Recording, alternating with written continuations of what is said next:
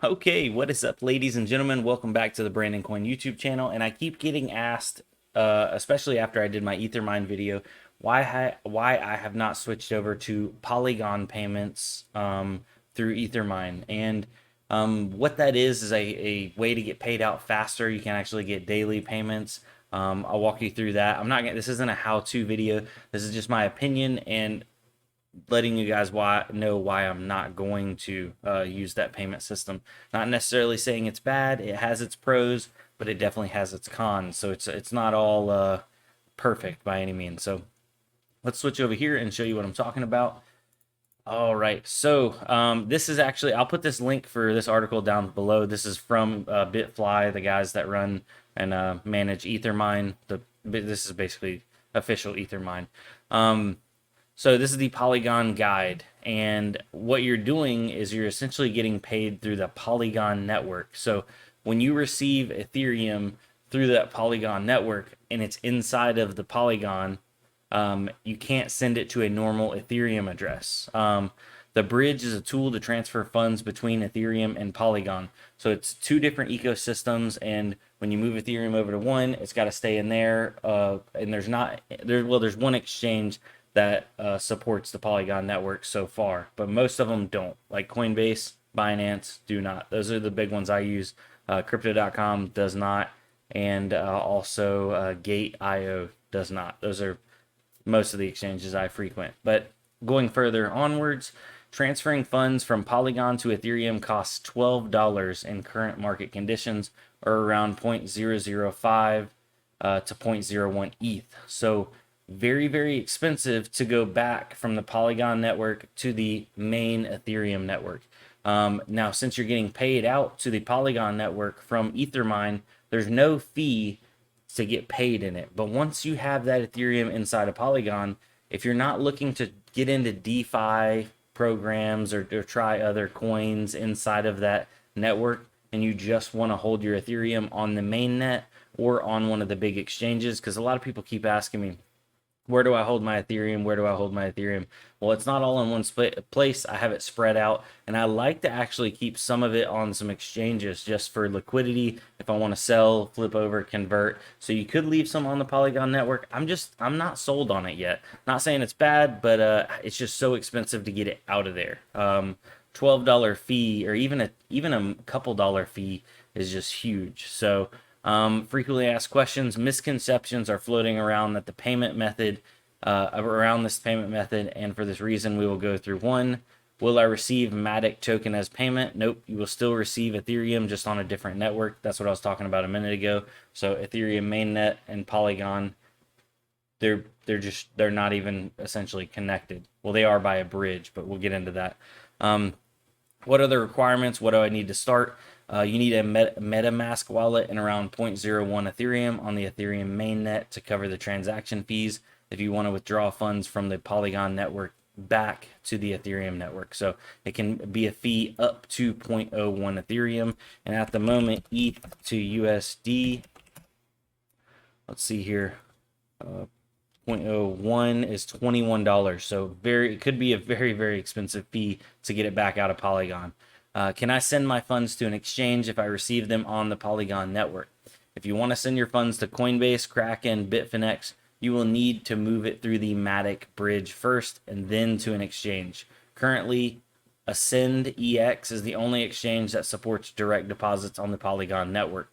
So that Matic bridge that'll be further down. That's that expensive fee to get it back from Polygon to Ethereum mainnet. Please do not directly send to any exchange on the Polygon network that does not support Polygon deposits, or your funds will be lost. So if you have Ethereum in the Polygon network and you send it to Coinbase, it's never going to show up. It's gone. I mine directly to an exchange. Can I still use the Polygon payout method? No. In order to change your payout method, you will need to change your payout option to Polygon by signing a message on MetaMask on your mining dashboard on Ethermine. In other words, you will need to have access to your private keys. Otherwise, this will not be possible for you. So essentially, you're just changing your deposit address or deposit location. Sorry about that. And this is probably the biggest question here that a lot of people ask me. Am I making a worse deal if I have to cover transaction fees to transfer from Polygon back to Ethereum? It costs quite a bit and will make it hard for small miners.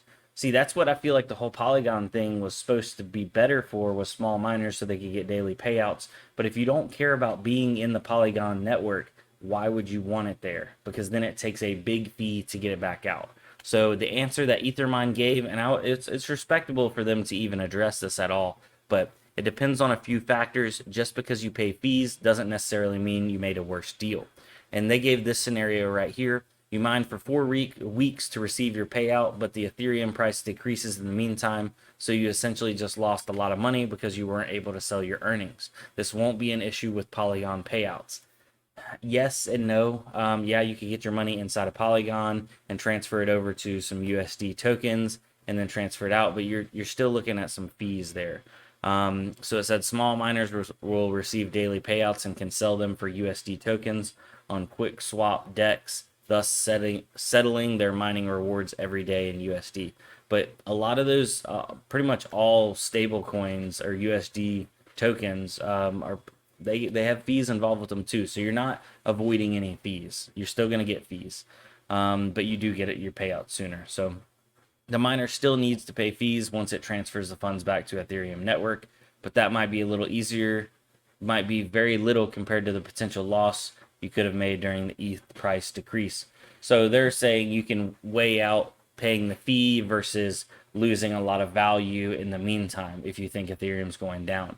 I see where they're coming from, but by this basis, wouldn't maybe mining on NiceHash and taking a little bit less daily profit, and then you can actually hold on, let me switch back over here. Mining on NiceHash, and you actually get a little bit less daily profit. I checked it yesterday; it was 6% difference.